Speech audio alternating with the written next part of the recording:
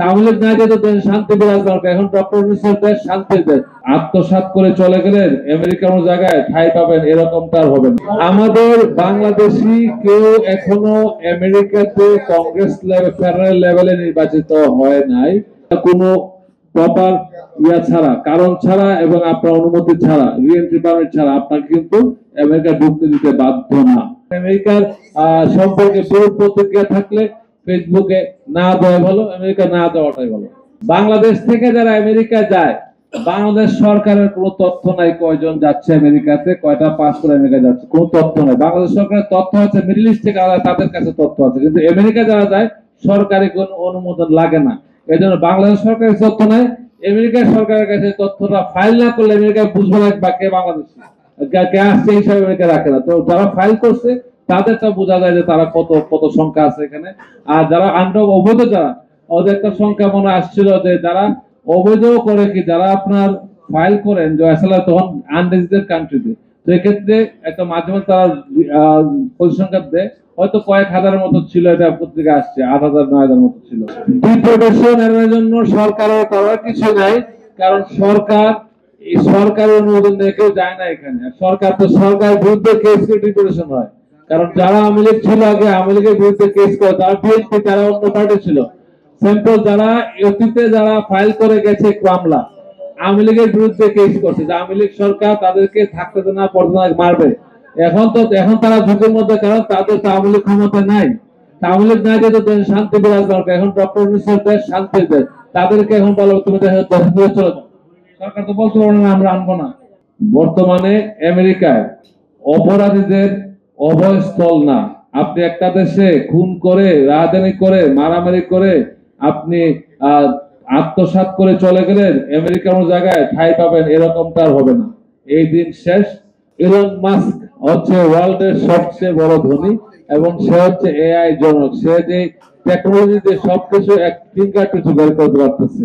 একটা এআই শুধু আপনার ডাটা দিয়ে বের করতে কে কি করতেছে। সেক্ষেত্রে তারা অবশ্যই পারবে। চেষ্টা করবেন যে দেশে যান সে দেশের ল মানতে এবং সেই দেশের সাথে সম্পৃক্ত থাকতে। আমাদের বাংলাদেশি কেউ এখনো আমেরিকাতে কংগ্রেস লেভেল ফেডারেল লেভেলে নির্বাচিত হয় নাই।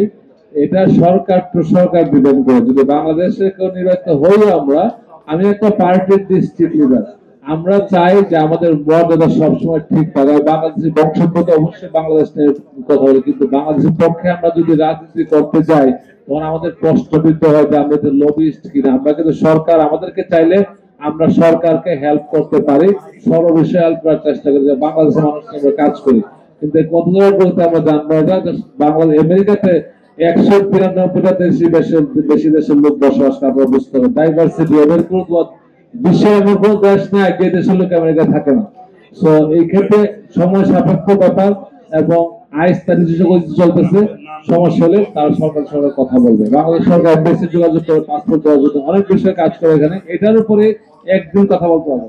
আর আপনি গ্রিন কার্ড নিয়ে যারা আমেরিকার বাইরে থাকেন, অনেকে আমরা গ্রিন কার্ড নিয়ে বছরের বছর আমেরিকার বাইরে থাকি, কিন্তু এই জিনিসটা এখন আর কোভিড পরবর্তী সময়ে কিছুদিন আপনার এটা এক্সকিউজ করা হয়েছিল। এমন লোক ছিল 2 বছর দেশের বাইরে থাকার পরে আমেরিকা ঢুকতে পারছে, কিন্তু এখন গেলে 2 মাস থাকার পরে গেলে তাদেরকে অনেক প্রশ্ন করা হয়। যদি আপনি 1 বছরের বেশি আমেরিকার বাইরে থাকেন কোনো প্রপার ছাড়া, কারণ ছাড়া এবং আপনার অনুমতি ছাড়া, রিএন্ট্রি পারমিট ছাড়া আপনাকে কিন্তু আমেরিকা ঢুকতে দিতে বাধ্য না। এই ক্ষেত্রে আপনাদের কষ্টের সম্মুখীন। গ্রিন কার্ড কিন্তু অনেকের কাছে স্বপ্ন, আবার এটা রক্ষা করার অনেকের কাছে এখন দুরূহ হয়ে দাঁড়িয়েছে। আমেরিকান ইমিগ্রেশন আইস আপনার ফেসবুক দেখতে পারে, কারণ আপনি একটা দেশে যাচ্ছেন, তার দেশ সম্পর্কে আপনার ধারণা কি ভেরি ইম্পর্টেন্ট। তার দেশ সম্পর্কে, তার দেশে যাবেন, থাকবেন, খাবেন, দেশকে আপনি ঘৃণা করেন, কেন যাবেন?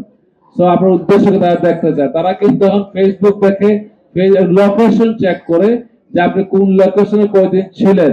যদি কোনো ডিসক্রিপেন্সি পায়, আপনি বলেন আপনি কাজ করেন না, আর দেখা গেল আপনি ওই যে মামাস রেস্টুরেন্টে যে কাজ করতেছেন ওই লোকেশনে দিলে আপনি 8 ঘন্টা থাকেন, তখন কি করেন? সেই সব ক্ষেত্রে অনেকে বের করে দেওয়া হয়েছে এবং ডিটেনশন নিয়ে গেছে। মিথ্যা বলা করেন, মিথ্যা তথ্য দেওয়া যাবে না। এবং আমেরিকার সম্পর্কে বিরূপ প্রতিক্রিয়া থাকলে ফেসবুকে না দেওয়া ভালো, আমেরিকা না দেওয়াটাই ভালো।